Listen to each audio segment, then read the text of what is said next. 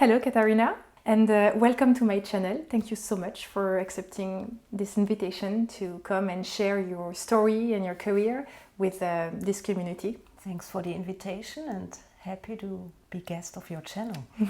Well, Katarina, there is so much to discover about you, and we're going to talk about many things, but as usual, I'm going to start with the beginning. Where were you born and how did you start the cello? I'm Austrian. I'm born in a little city called Hartberg, which is somewhere between Graz and Vienna. And the start of my cello playing is a quite strange story. It was actually a dream of my father to make music within our family. And he himself, he plays the violin, and my sister also played the violin. And then he said, yeah, it would be nice to have a really deep sounding instrument, and so we would have the chance to make chamber music. And then he said, or he suggested to me, how would it be if you start with the cello? And I said, yeah, I can try it, why not? But I didn't have so much idea about the cello, and I was also a bit scared when I went to the first cello lesson. It was just very exciting. And then I got a very little cello in my hands, and I can remember this moment when I first played on the cello. It was magical to me. I mean, all the anxiety or the nervosity was gone, and I was just fascinated by the sound of the cello. And I came back home with my father and showed the cello to my mother. And I remember she was in the kitchen, and I said, hey, you have to listen to this sound. It's beautiful. And it was really a discovery. I mean, I fell immediately in love with this instrument, but thanks to my father. So it was not me who really discovered it, but I got a little stimulation from my father. Wonderful. And how old were you when you started? I was 6 years old. Yeah. Immediately when I had the instrument, I can remember I got some presents from my parents. For example, one special present was a CD, or at this time it was not a CD but a long LP actually from with a cello concerto played by Rostropovich, who is one of the amazing cellists. And I loved it, and I really remember that I tried to reproduce these repertoires or that repertoire, and was listening to the music and playing on the cello, just repeating what I heard. So these kind of situations I remember from my childhood, which has been special. And indeed, I did chamber music with my father and my sister together. So that was also really wonderful. I had a good start. Wonderful. So can you tell us a little bit about your first teachers and mentors who accompanied you during your childhood? Yeah, I really very much liked my first teacher. I can remember him as being a very calm and warm person, and he gave me a lot of freedom. Actually, he had some songs prepared for me which I could learn, but then he said, yeah, you can choose what you like, and he gave some little comments, but he gave me a lot of freedom. And I think I really enjoyed that when I was a child. Anyway, I loved playing on the instrument, and I was never pushed into a specific direction, and I think that was something which I took also to later stages in my education on the instrument, and I have been very lucky because I had wonderful teachers also later on. When I was 11, I stepped out from the music school where I started playing the cello or learning the cello, and then I went to the University of Music in Graz. There was a special class for very young students, and I had a teacher there. She was also really great. She was a bit stricter than the teacher I had before, but I think that was really good at that age. I was 11, and I also felt kind of, before that age, I was also practicing a bit with my father, so he was just looking that I'm having the cello in my hands almost every day, a little bit, because if you're a child, you also have other priorities sometimes to play. But he was observing that a bit. But when I was 11, he said, okay, now you are doing your own thing, you are practicing by yourself. And so I went to this new class, to the new teacher, and I also had this feeling of responsibility. And yeah, that was a serious moment to really get into a lot of studies, like what you do as an instrumentalist. You are practicing scales, you are have different kind of technical studies which you have to do every day, and so from that age on that became really more serious and went really well with the teacher I had in Graz. When I was 18, I finished school in Austria, and then I went to study abroad. I studied 1 year in Lübeck, which is in the north of Germany, and then I moved to Cologne, and I studied at the music university there with Franz Helmerson. He comes from Sweden, and he was teaching there. And after I finished my studies there, I've finished with a master. I went 1 year to England. I moved to Manchester and studied with Ralf Kirschbaum, a teacher from there at the Royal Northern College of Music. And I did an extra diploma. And yeah, so I got input from very different styles and very different characters. I mean, each teacher has been so different, and the focus has been once more in the physicality of playing the cello, and another teacher brought more focus into acting from your own personality and bringing that into the music. So I feel very happy to have a big range of different influences which have been in my musical career so far. Can you tell us a little bit more about these two teachers you mentioned, Franz Emerson? Was he the one who wanted you to work on more physical aspect on the? Yes, yeah, yeah, that was really great because he introduced many ways of how to hold the bow, for example. The way I played was fine, but he brought some new ideas, and also the way how you sit, how much do you move with your body, what is necessary or what is disturbing. So he was very reflective on that. I was really very busy with that for a while to discover really what is needed and what is good for the expression or what is maybe limiting me. And when I went to Manchester, Ralf Kirschbaum, he was very much coming from the music, and for him the body was more like a tool to go to somewhere in a musical sense, and so we had more this philosophical approach of what does the music say, and how do you or I want to express that, or so it was switching from the physical elements to the to another component, let's say. And would you say that these two approaches define you today? Are you trying to use both when you're teaching or when you're playing? Yeah, definitely. I mean, that comes back all the time. There are many moments where I remember something which either said Helmerson or Ralf Kirschbaum.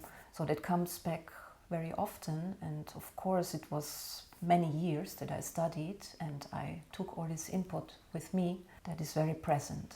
Yeah. So when you ended your studies, is that the end of your studies? Or did you study it again?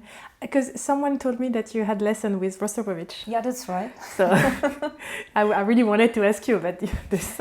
Yeah, that was very, very special. I mean, besides my studies, I did a couple of master classes as well. And one highlight was, of course, were the lessons with Rostropovich. I got to know him at some cello event and talked to him, and I was maybe 18, 19. I asked him, would it be possible to get a lesson with you? And then You he said, asked? yeah, I just dared to ask. Wow. And then he said, yeah, okay, it's possible, you can come. So I will be in Berlin on the day so. Come there, and I have a rehearsal there with the Berlin Philharmonics, and after the rehearsal you can get a lesson. So I really went there, and then I was allowed to just warm up in the artist room of the conductor. And after the rehearsal, Rostropovich came and he did again one of his really marathon concerts, which looked like playing 3 cello concerti in one row. He was a full power cello character, and he came from the rehearsal completely sweaty and full of adrenaline and power. And he had a sip of vodka, and then he said, okay, let's start the lesson. Really? Yeah, and he told me, that's one of his life elixirs, you know. So, What did you play for him? I was playing Dvorak as well, as I remember. So what's the secret of the first line of a Dvorak by Rostropovich? Yeah, he said, look, I'm holding the bow this way, and I have a lot of weight, and that's why I'm never getting tired when I play something. So he said, that's why I can manage to play 3 concerti in one evening, and I'm not getting tired. So he was demonstrating a bit, and it was also about physical aspects, movements, but I mean, it was mainly his charisma, which had already a huge input on a young cellist as I was, and it was just impressive also to talk to him. And maybe that was an important moment. He said to me, okay, you're playing Dvorak, but you also have to play contemporary music. And then I said, yeah, but I'm playing Ligeti Sonata now. And he said, yeah, but that's already old, so I really mean music from now. And maybe that gave an impulse for my later period in my musical development, because I was really mainly playing classical music, and now I'm mainly playing contemporary music. And there came one point, for example, you asked me about the input of my teachers, if there is still input now. And now I often remember Rostropovich saying that and mentioning that. And there came one moment in my life where I really had this click to, I enjoy being in the contemporary music, actually. And I think this impulse came from him. Did you start to get interested in contemporary music right away, or was it something that was progressive? There was actually a specific moment. I was asked by a composer living in the Netherlands, a Korean composer. Her name is Sung Won Oh, and she asked me if it would be. Yeah, she said it would be nice if I would write a cello piece for you. Would that sound interesting to you? And as she heard me in a concert, and then she came with this question, and I said, oh yes, I mean, that sounds interesting, I would love that. And then she started working with me, and that was a new way of working, because before you are practicing Beethoven or you are rehearsing Beethoven with other people, and you have kind of discussions around the repertoire. But in the working process with her, I mean, she really wanted to discover sounds, and she asked me to play something, and this material which I was playing came back in the piece she wrote for me. And I suddenly had this impression, hey, I'm here part of a process, and I like this role, and I liked to exchange with her about techniques which are possible, which are not possible. And this way of interaction and working together was so enjoyable to me that I thought, it would be pleasure to work with composers from now more. That was the start of a special project of mine as well, because since Sung Won Oh is a Korean composer, and since in her piece came this heritage of Korean music also through, I mean, it's really contemporary music, but you can hear some sources of Korean music. I found it a very attractive aspect to play compositions from now, but which have also some other cultural tints in the music. And that's why I thought, why don't I start with a project asking composers of different countries to write for the instrument cello. And with this idea, my project Cello Mondo was born. And I thought, I created this vision. I would love to include each country of the world and really to involve the whole world into the world of cello. And so I was researching how many countries are there in the world, and I discovered it's 194.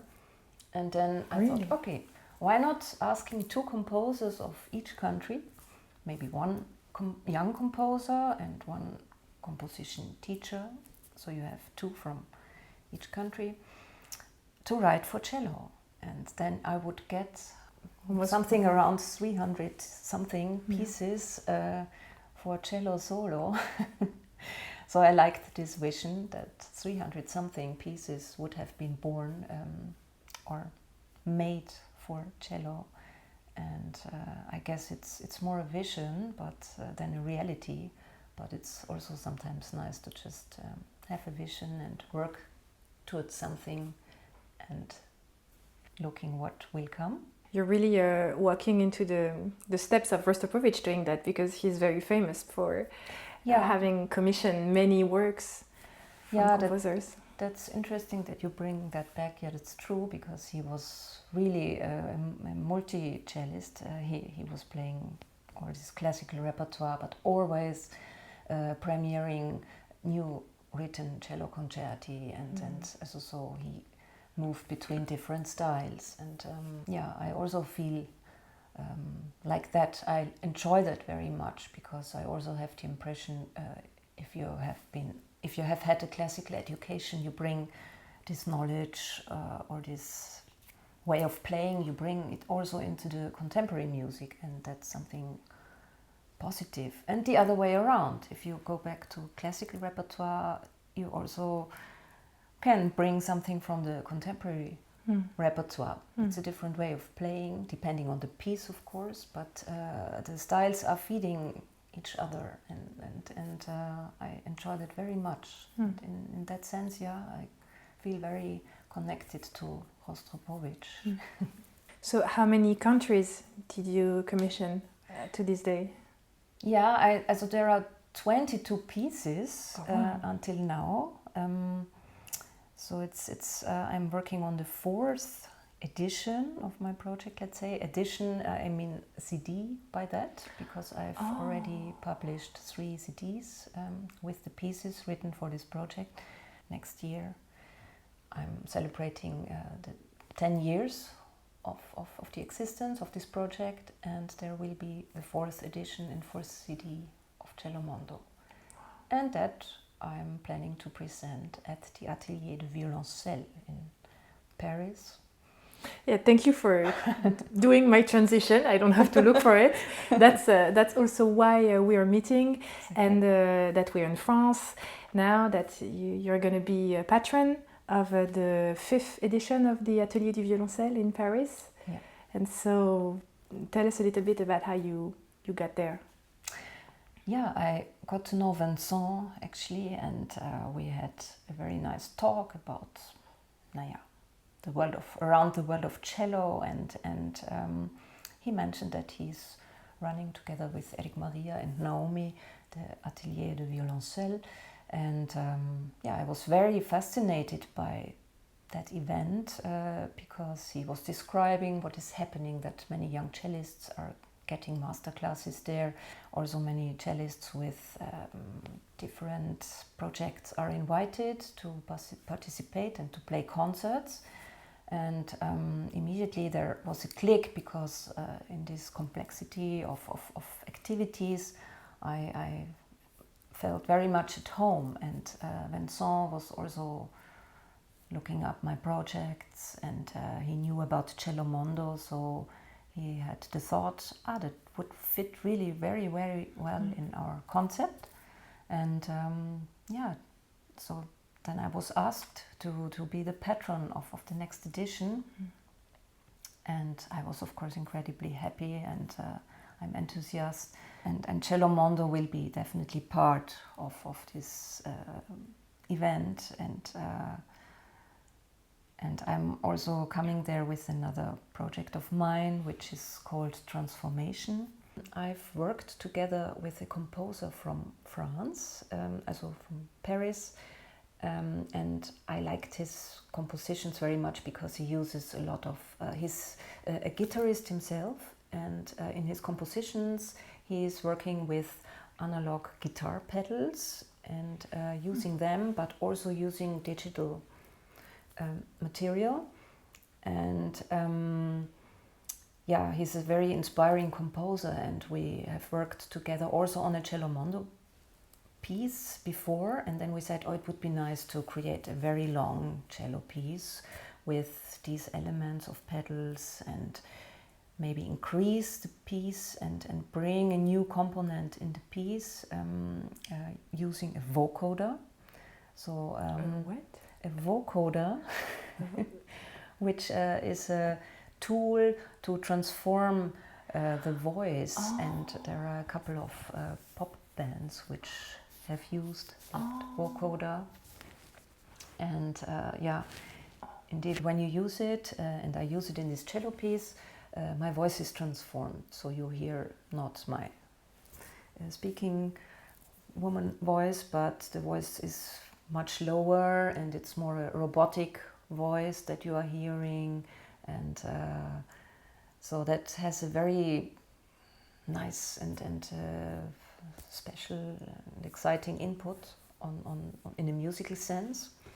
And there was also a technical idea behind, because since the project is based on the phenomenon of trance, and trance has to do with length. So there is this culture where people are singing, and they sing for hours, and they don't get tired, and they just continue, and then they get into a trance through doing that over and over again. And that was also an idea for this piece, since it should be long. And through the vocoder, and then also the digital material and the analog material, you get a very specific sound world, which should bring which should bring the listener and watcher also into a trance similar situation. And that's actually transformation. And the special thing is also the sound can only be heard when I use my voice. So through the vocoder and voice sounds, also the sound on the cello is triggered. And it's not a normal cello that I'm playing, it's an electric cello, to make it more complex. And and then you get a very, very long trance-like world of different sounds and moods. I, as the cellist performing this piece, I'm like a big sound center, and the audience is sitting around me. And then you have a speaker system behind the audience, which creates these sound worlds where the audience is in. Wow. So that's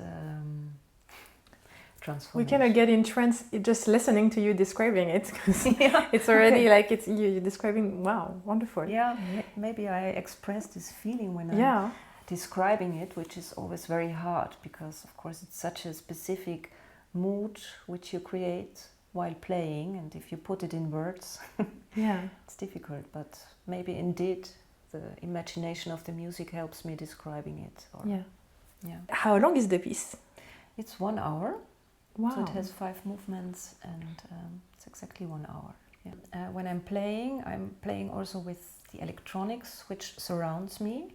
So I play, for example, a specific rhythm, and then the electronics brings back this rhythm, but also other rhythms, and I have to stay very exact in the rhythms created.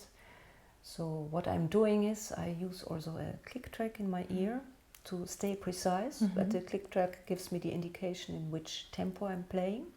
So it's quite strict that I have to follow that to really stay in the composition.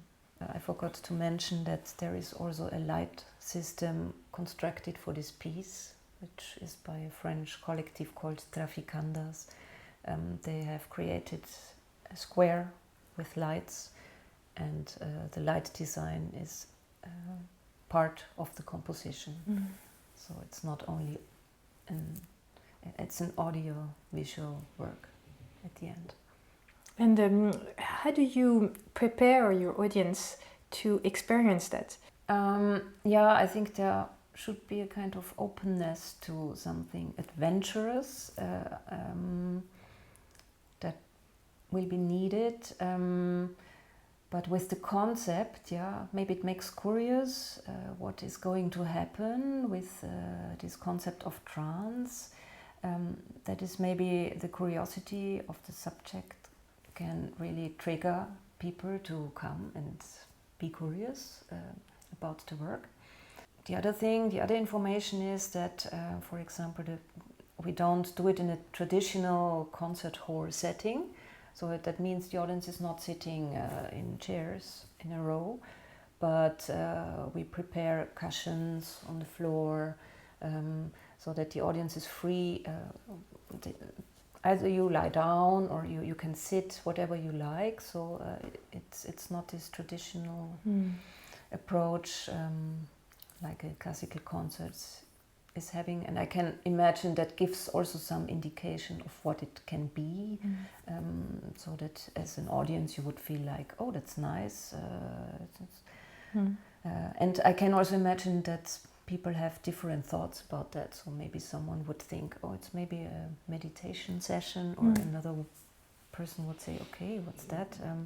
So there is a lot of question marks also, which is always good to to trigger someone to come. About all the pieces that were written for you, are they all in regular concert setting, or do you have different, like, new configuration as well to perform these pieces? Yeah, there are also some pieces. So one of them are in the traditional settings, like cello, but with different techniques, of course. Sometimes there are percussive techniques on the instrument. But speaking about the setting, for example, in the last edition, I put a focus on composers from Mexico and Brazil and Portugal. And there is a Mexican composer, Felipe Valle. He uses in his compositions always elements which are part of the composition. And also in his piece for Cello Mondo, he had a specific idea to include drums, actually, and to connect the cello to those drums to create specific sounds. So through the cello sound I'm producing and which are going to the drums. The membrane of a drum gives a specific noise or a specific sound, and that's part of the composition. And that's also optically very attractive for the audience, because we did this piece together. Actually, he's also involved into live electronics during the performance of this piece. That's very attractive for the audience to see different drums involved in the piece. So in the last performance, for example, we used a very, very big drum, and that is already impressive to see. And the sound world of this drum was also very exciting. And that's a special setup or an example for a cello mondo piece, which is not the ordinary cello playing, but which has elements involved. Earlier you were mentioning some techniques that were very specific to contemporary music and to the pieces of a cello mondo. For example, what type of techniques? Naya, I mentioned already the percussive elements. There is, for example, one piece by a composer from Uzbekistan, and that is very impressive because he uses really the sounds of the cello body. He was researching himself which part of the cello body produces which kinds of sounds, and he was tapping with the hands on the instrument, and then he created a piece out of that, and the result is very, very impressive and attractive for an audience, because first of all you see, of course, the cellist moving around and then producing these different kinds of sounds in a very virtuosic way or so. That is one example of a sound world in cello mondo. Also, there is another Mexican composer, Erika Vega. She has written a wonderful piece for the third CD, which I've just made. And she uses little tools, for example, a little rubber ball, which jumps on the strings. And when you use that, you hear very, very subtle harmonic sounds besides the percussive elements which you hear, and through these very subtle sounds created a very magical sound world comes out of the instrument. I mean, that is one tool, but she also uses a stick, for example, a metal stick which you have in your left hand, and you put it on the strings, but only loosely, not very heavily, loosely, and while jumping with the bow on the strings. And that gives also a very, very specific sound, which you would not say it's, oh, that comes from a cello. Wow. And yeah, that's also very specific. Or the tip of the cello bow, for example, she experimented with that. And so there was a huge facet of different sounds in her piece, and everything was subtle, so it was special because you would not say, that's the main cello sound. It's something you hear an instrument or you hear sounds, but it's not specifically the cello. But the cello is still there, of course, you see it, and so it remains a cello piece. And you were mentioning that you were composing as well. You're a composer. Can you tell us about this? Yeah, I've written 2 music theater performances until now. That means I've written text for it, and I've written music, and I'm also performing in these music theater performances. And I've done until now one performance is called Sehnsucht, and it zooms in on this feeling of Sehnsucht, and I'm always inspired by specific writers for my performances. In this case, it was Ingeborg Bachmann and Theresia Mora, 2 writers from Austria, and a German writer. And another performance is around the writer Thomas Bernhard. He's Austrian, and the performance is called The Runaway Girl. And I was working on Sehnsucht in an artist residency in France, actually. It was at the Theo van Doesburg house in Meudon. I was chosen for this artist residency in 2020, and the link with Theo van Doesburg is that he has been a multidisciplinary artist, and in that sense I think my way of being as an artist is very close to that. And during this residency I worked on Sehnsucht, and this residency in Paris brought me to another residency where I'm at the moment. I was invited in Strasbourg by the Museum of Modern and Contemporary Art, to create a new work for the so-called Obed 1928. That's also a very specific place in Strasbourg, designed by Theo van Doesburg, but also by Sophie Teuber-Arp and Jean Arp, so 3 architects. They have created incredible rooms there, and for these 3 rooms, which are really undescribable, beautiful and breathtaking, I will create a new piece for January 2025, and that means I'm composing really for the museum, for the rooms of the museum, and that's really a new step for me, actually, let's say, in my composition career, to compose for rooms. And my piece is called Image Intérieure.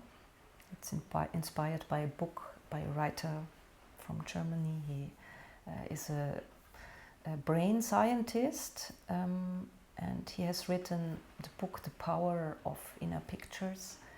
And it was very fascinating to read, because he speaks about our amount of pictures which we carry with us in everyday's life. It's thousands, millions of pictures which we have in the head, and it would not be necessary to live with so many images, but still it's this amount of images which always produce new ideas and which triggers a progress in our life, or and it has always been like that. If something amazing has been developed by some scientists or whatever, it came from this treasure, from this trove of inner images, and that inspired me for my new work.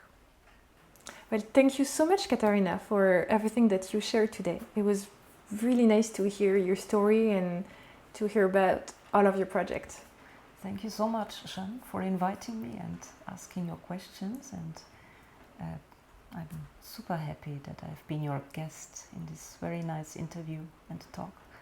Everything related to your project and your news, your concerts, CDs and masterclasses are going to be available just below this video, so everyone is going to be able to follow you.